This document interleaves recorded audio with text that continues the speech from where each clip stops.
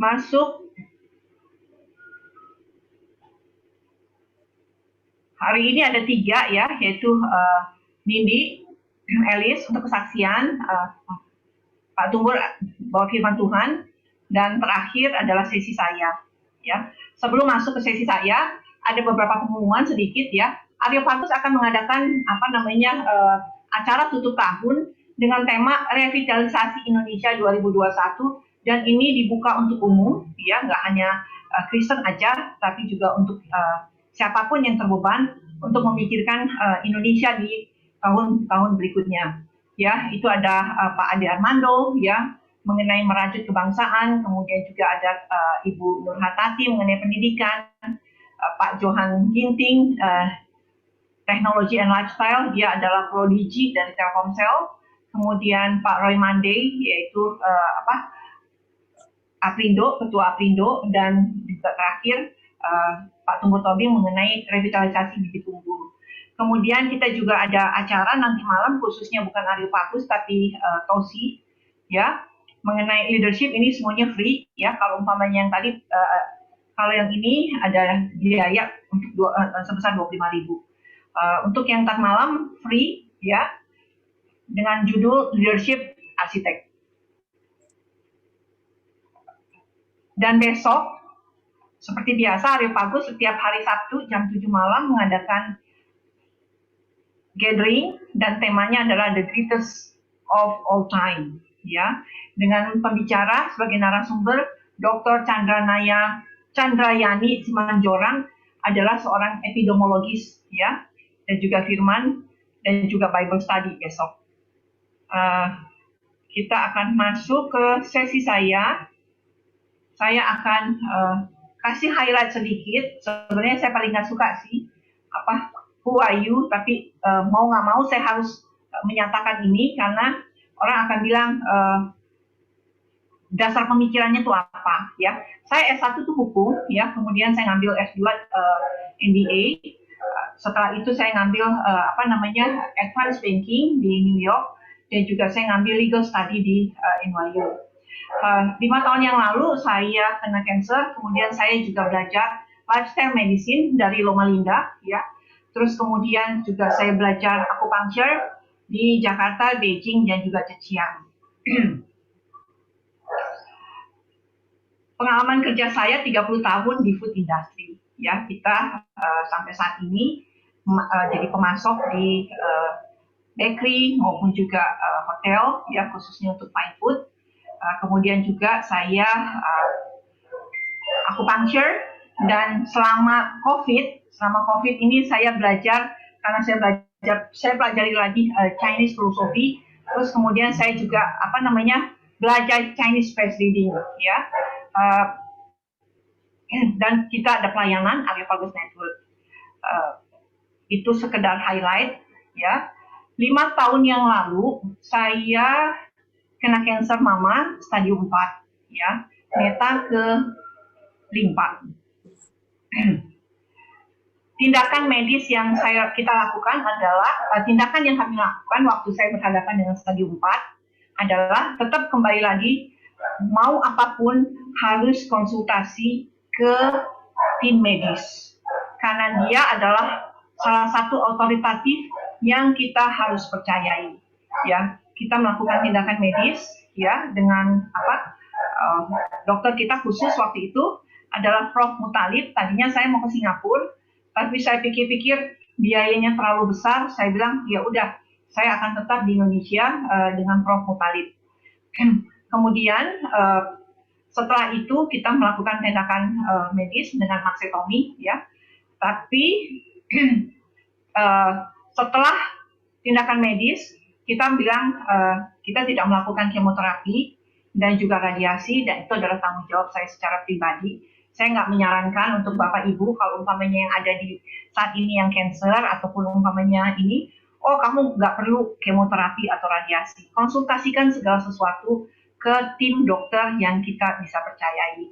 Ini adalah tindakan yang saya ambil sesuai, tindakan yang benar-benar saya lakukan karena saya benar-benar pelajari. Saya setelah Setelah itu saya pelajari, saya baca jurnal, ya, jurnal kesehatan, jurnal lifestyle, ya. Setelah itu saya come up. Tapi sebelumnya juga saya punya historis. Jadi saya nggak tiba-tiba waktu pas saya cancel stadium 4, kemudian saya ngambil keputusan no kemo, no radiasi. Tapi saya ada beberapa hal mendasari kenapa saya nggak kemo dan saya nggak radiasi. Terus kemudian saya melakukan food therapy, ya, yaitu merapikan makro dan mikronutrisi saya. Kemudian saya belajar akupunktur. Kenapa saya belajar akupunktur?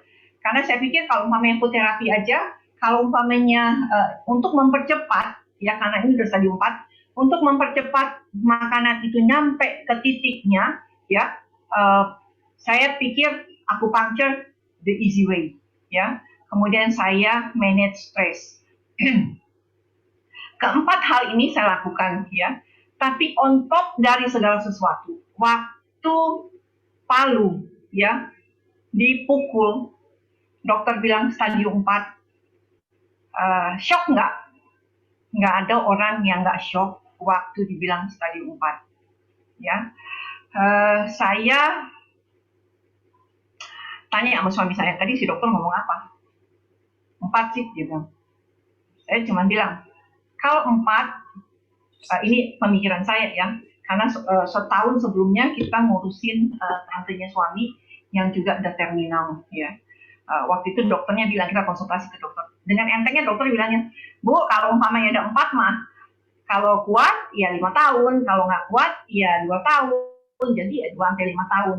Waktu itu saya dengar itu adalah kalimat yang biasa, ya.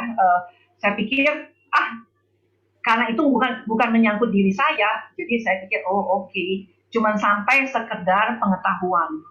Tapi waktu saya dibilang stadium 4, shock nggak? Saya pasti shock secara pribadi, yang nggak kepikiran, yang ini segala macam, semuanya come up, ya. Tapi satu yang saya percayai, Tuhan, saya adalah anak Tuhan, ya. Mungkin di sini ada teman-teman yang nggak seiman dengan kami, kembali lagi lah ke Tuhan yang kita imani. Dan di sini saya sharing untuk apa yang saya imani. Tuhan, saya adalah anak Tuhan yang sudah terima Tuhan Yesus secara pribadi. Satu yang saya ajarin, kalau umpamanya saya PI kemana-mana, ya, saya pernah PI ke Manado, kita sering PI ke Manado, ya, kita bagus sering PI ke Manado, ke NTT, segala macam. Kemudian saya bertumbuh di Perkantas maupun juga LTNI. Jadi kita selalu kalau umpamanya PI, khususnya di LTNI, kalau kamu terima Kristus, kamu pasti akan selamat, ya. Anytime, ini segala macam. Satu yang saya imani, Kristus sudah mati bagi saya, dan itu yang menjadi kekuatan saya. Tuhan, 2-5 tahun is okay, Lord.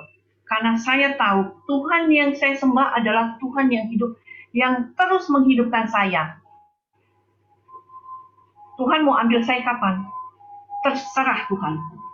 Saat ini, besok, at the end juga saya akan dipanggil Tuhan. Jadi saya siap Tuhan. Waktunya Tuhan kapan, saya ready. Saya rasa waktu penyerahan saya yang sungguh sama Tuhan, saya rasa itu titik balik. Bukan saya rasa, ya. Saya percaya itu adalah titik balik saya, di mana saya menjadi begitu kuat, ya. Karena saya nggak takut lagi kematian. Karena saya pikir mau mati, silahkan Tuhan mau ambil, nggak ada problem. Karena apa? Cancer adalah bunuh diri dari dalam, dan saya percaya itu.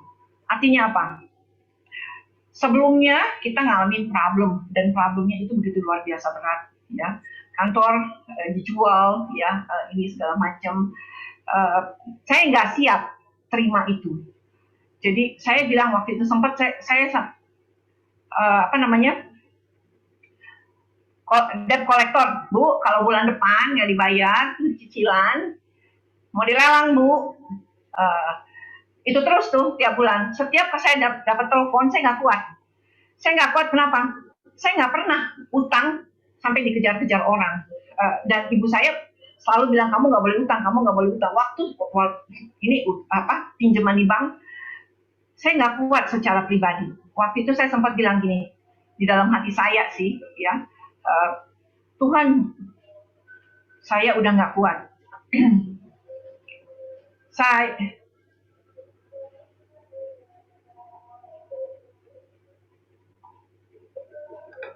bilang, Tuhan, saya nggak kuat. Kalau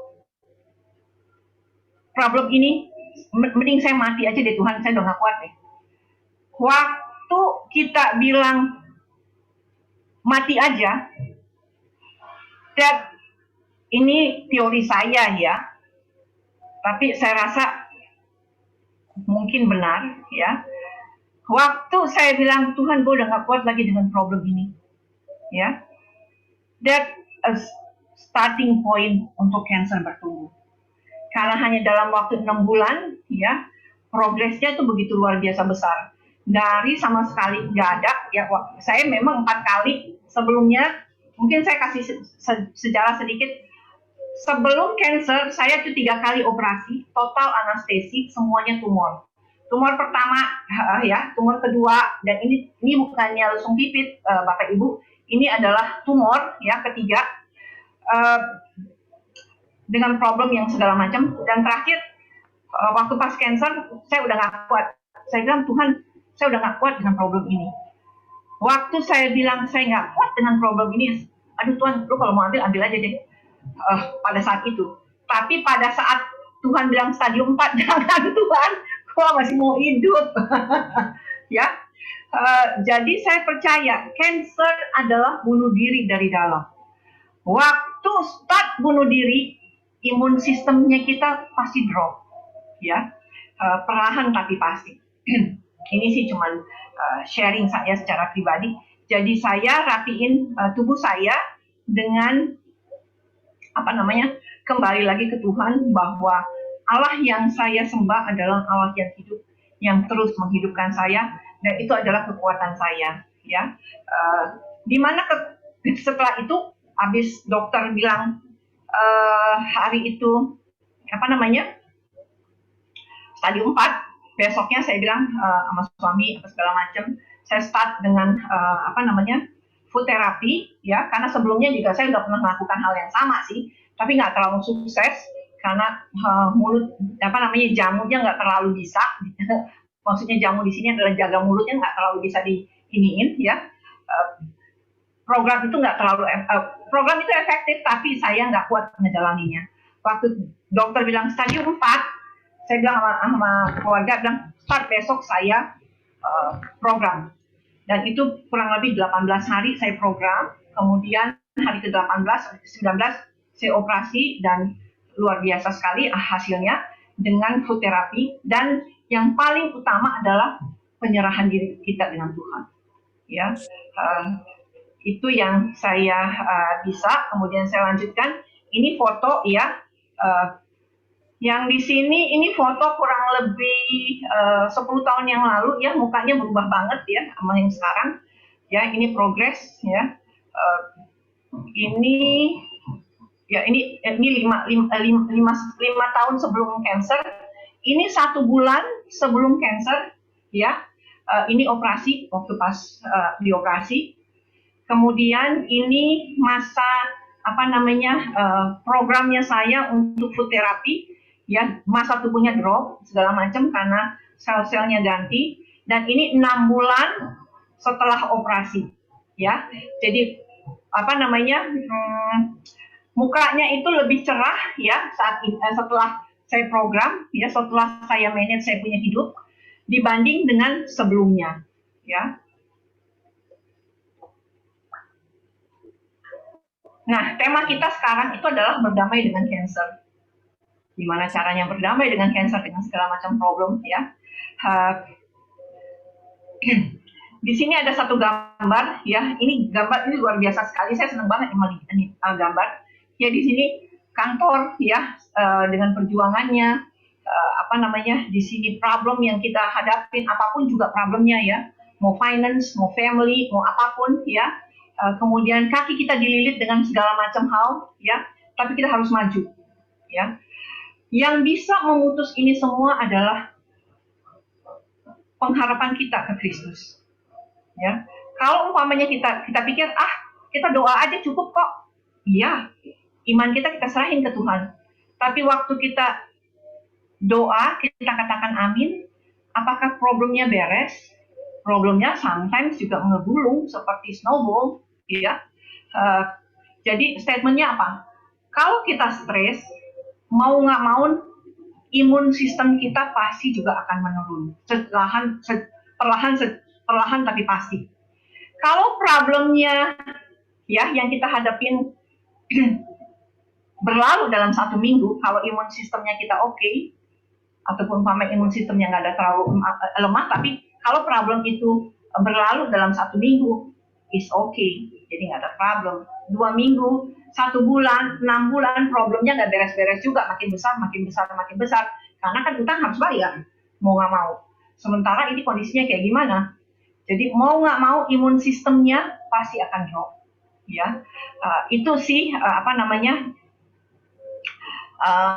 teori yang saya kemukakan di sini. Stres itu punya input yang luar biasa, bukan hanya untuk cancer, untuk semua penyakit. Jadi kalau umpamanya saya belajar Chinese medicine, ya, guru saya bilang gini, semua penyakit itu startnya dari pikiran. 6 bulan saya hanya nanya sama guru saya, apa hubungannya ya penyakit dengan emosi. Dan itu dia cuma jawab apa? Nanti kamu tahu. Dan itu bikin saya penasaran luar biasa. Akhirnya saya belajar sungguh-sungguh, apa sih? Sampai terakhir saya selesai kuliah, sampai itu semua jawabannya nggak ada. Setelah saya selesai, saya udah terima pasien segala macam, akhirnya saya evaluasi diri saya. Oh, saya 4 kali, ya, semuanya total operasi total anestesi. Yang pertama tumor, ada apa sih problemnya di belakang semuanya itu? Yang kedua, apa? Papa mama saya meninggal dalam waktu 6 bulan. Yang ketiga, ya, problemnya apa lagi? Setelah terima adik saya yang kejiwaan dan saya yang ngurus. Saya sama suami yang ngurus karena kakak saya tinggal di Amerika. Jadi dan itu benar-benar perjuangan yang luar biasa, ya, nggak gampang, ya. Dan itu dan di situ mungkin imun sistem saya perlahan tapi pasti, ya. Di umur 40 tahun saya udah tekanan darah tinggi, dan kalau umpamanya saya nggak pakai obat, nggak pakai apa, di rata-rata itu 150, 155, ya. Itu kondisi saya. Jadi kalau umpamanya problem itu beres dalam 1-2 bulan atau 6 bulan, imun sistemnya udah ini lagi, ya kita lewat. Tapi kalau umpamanya problemnya nggak beres-beres, ya, imun sistemnya makin lama makin drop, tinggal nunggu area mana yang paling lemah dari tubuh kita yang akan kena. Kalau umpamanya mungkin saya kena di jaringan, tapi ada orang lain kayak umpamanya suami saya, dia problem di mana? Di asam urat, dia akan problem dia kemana? Ke bladder maupun ke ginjal, atau umpamanya yang lain, problemnya di mana? Yang lemah di mana? Di jantung, di situ dia akan kena. Jadi ini satu hal aja sih yang saya rasa penyebab dari segala penyakit, ya, stres. Tapi satu hal yang saya percayai ini seringkali, ya, keinginan dan kebutuhan itu tidak sampai di titiknya, di realitas, ya. Kayak tadi saya dikejar-kejar sama debt collector. Saya nggak sanggup mendengarnya, saya nggak sanggup menghadapinya. Lama-lama imun sistem saya juga akan drop secara perlahan tapi pasti. Walaupun memang kendatinya sebelumnya memang problem saya 4 kali, memang 3 kali sebelumnya memang operasi, semuanya tumor, dan terakhir itu tumornya di di payudara juga saya juga pernah, ya, itu tahun berapa tuh, tahun 90, operasi, terus kemudian di kandungan, terus kemudian di pipi, dan terakhir itu di payudara lagi di mama, ya. Dan progresnya itu luar biasa besar karena si dokter bilang, Bu, ini progresnya ini cancer yang sungguh benar-benar progresif, karena hanya dalam 6 bulan perkembangannya itu luar biasa sekali.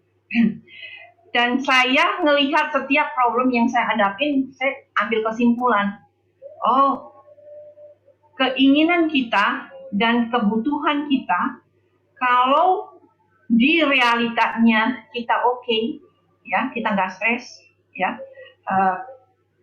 kita akan survive untuk apa yang kita hadapin. Kayak umpamanya, saya luar biasa sekali ya untuk Nindi, suami, ya, Nindi sendiri cancer, ya. Kalau mau lihat tubuhnya Nindi sekarang itu nggak kelihatan, kecuali kalau umpamanya rambut ya, orang masih lihat. Tapi kalau umpamanya lihat secara fisik, secara muka, apalagi Bung William ya, suaminya Mbak Nindi, itu nggak kelihatan sama sekali dia mantan cancer, ya, ataupun pernah mengalami cancer stadium 4. Itu karena apa? Karena di perjalanan needs and wants-nya dia bisa terima, dan ini bisa diselesaikan dengan baik. Karena apa? Pencobaan yang kita alami tidak melebihi kekuatan kita, karena Allah adalah setia, karena dia tidak akan membiarkan kamu dicobai melampaui kekuatanmu. Pada waktu kamu dicobai, ia akan memberikan kepadamu jalan keluar sehingga kamu dapat menanggungnya. Dan saya mengamini ini. Dan ini nggak gampang untuk menghidupinya.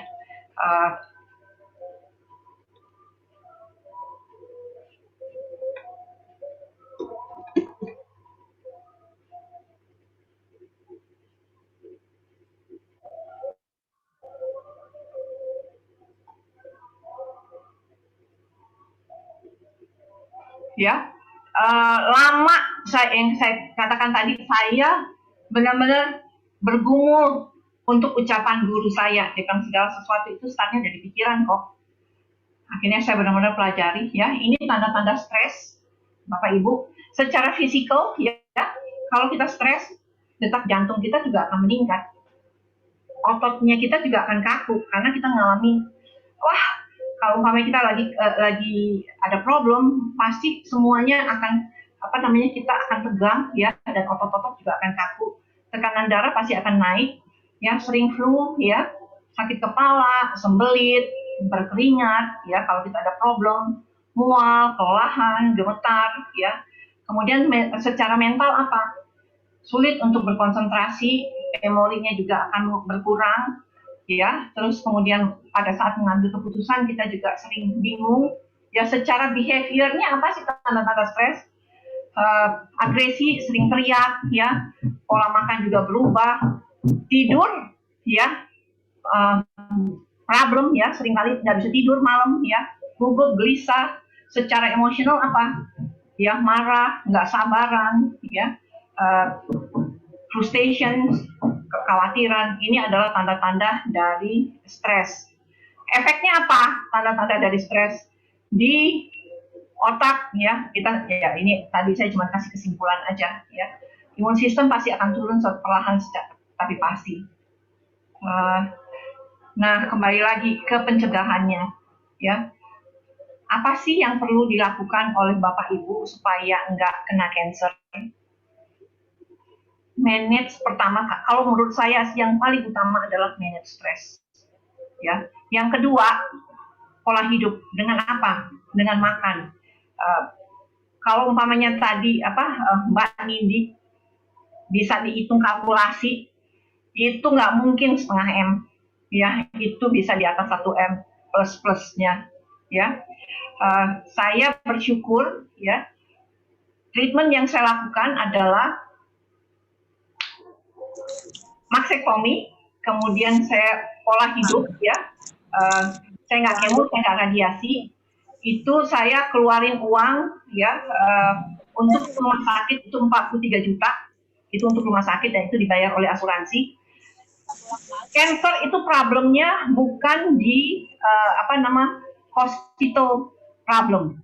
Yang problem di cancer adalah berobat jalan. Karena berobat jalan itu yang paling mahal, itu kemo maupun juga radiasi.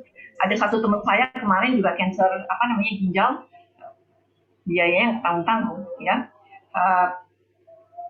Semuanya ini saya rasa Bapak Ibu udah tahu, ya. Cek kesehatan secara berkala, hindari rokok, aktivitas segala macam, kalori seimbang, ya, diet sehat, istirahat cukup. kelola stres. Kalau umpamanya ini semua udah tahu. Makanya kami, ya, khususnya saya sama suami, kenapa Areopagus Cancer Care ini dibuat? Ini adalah satu wadah untuk kita bisa sharing, untuk kita bisa belajar.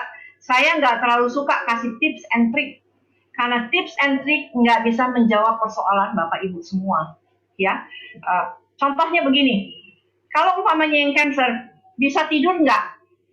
Ya, kalau kita ngalamin problem, saya seringkali waktu pas saya udah penyerahan pun seringkali saya problem di tidur. Ya, dia bilang istirahat cukup 7-8 jam. Memang sih secara berbaring saya berbaring di tempat tidur, tetapi secara mind saya nggak berbaring, otak saya tetap jalan. Itu gimana caranya? Dan disinilah satu wadah diperlukan untuk kita bisa sharing satu dengan yang lain, untuk berbagi. Nggak hanya sampai di sini aja pertemuan ini, tapi kita mau extend untuk supaya baik keluarga yang mengalami cancer, ya, maupun yang penderita sama-sama belajar satu dengan yang lain, saling menguatkan, karena itu yang paling utama. Ya, saya rapiin diet saya dengan makro dan mikronutrisi, ya, dan saya rasa itu cukup buat saya, karena tubuh kita secara dalam 8 tahun seluruh sel di tubuh kita akan ganti, kecuali kornea mata sama sel telur sama sperma, dan itu nggak ganti. Ya, kalau itu nggak ganti, aging. Ya, Bapak Ibu tadi lihat foto saya, ya, yang nah ini bisa lihat Bapak Ibu foto saya sebelum sesudah, itu perubahannya luar biasa sekali. Ya, karena apa? Mikronutrisi itu, ya, yang bisa maksudnya gini, semua pada bilang, mana mungkin makanan bisa mengobati saya. Sekarang saya balik tanya, yang masuk ke mulut kita, yang masuk ke tubuh kita apa? Oksigen dan makanan. Dan makanan yang paling murah, yang Tuhan sudah siapkan begitu rupa bagi kita. Cukup nggak? Cukup. Ya, tapi nggak hanya sekedar, saya makan ini, enggak. Tapi memang ini harus perlu dipelajari, ya, makanya kita tadi suami saya bilang perlu ada retreat, ya, karena nggak hanya cuma sampai di sini aja, tapi kita benar-benar mempraktekannya gimana. Karena waktu pas itu dilakukan, itu pasti bukan ada side effect, tapi ada pusing, ada apa, kadang-kadang, saya nggak jadi deh, saya stop deh dengan program ini, dan lain sebagainya. Jadi ini benar-benar perlu pendampingan. Ya,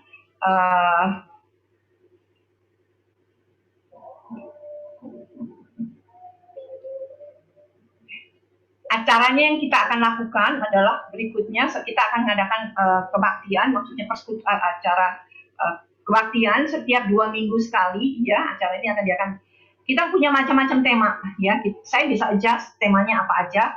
Untuk sementara kita bisa lihat apa sih penyebab penyakit kronis, lifestyle medicine itu seperti apa sih, kemudian bagaimana mengoptimalkan gaya hidup kita, ya. Kita bisa makan banyak, tapi kita badannya nggak naik, ya. Gimana ngatur blood pressure, gimana kondisi serat yang begitu luar biasa dalam tubuh kita. Ini banyak hal yang kita bisa bahas bersama. Saya rasa itu aja. Mungkin ada pertanyaan sampai saat ini, boleh melalui chat.